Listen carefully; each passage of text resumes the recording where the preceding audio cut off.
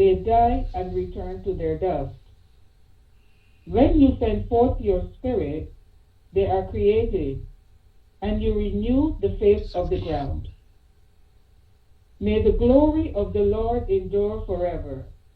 May the Lord rejoice in his works. Who looks on the earth and it trembles? Who touches the mountains and they smoke? I will sing to the Lord as long as I live. I will sing praise to my God while I have my being. May my meditation be pleasing to him, for I rejoice in the Lord. Bless the Lord, O my soul. Praise the Lord. Glory be to God the Father. Glory be to Christ the King.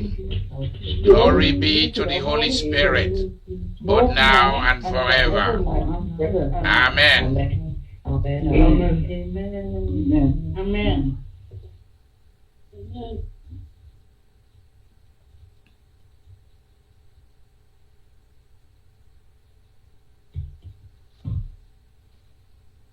A reading from the book of Acts.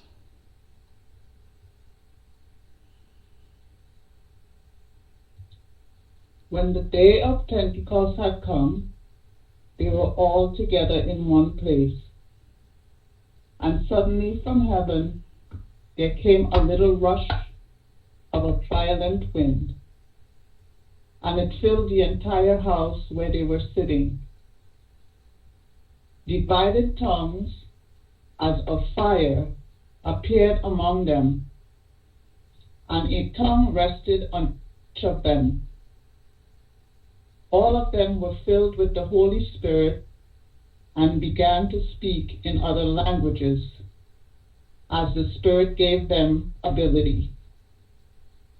Now there were devout Jews from every people under heaven living in Jerusalem. And at this sound, the crowd gathered and was bewildered, because each one heard them speaking in the native language of each. Amazed and astonished, they asked, "Are not all these who are speaking Galileans? And how is it that we hear each of us in our own native language? Parthians, Medes, Elamites, and residents of Mesopotamia, Judea,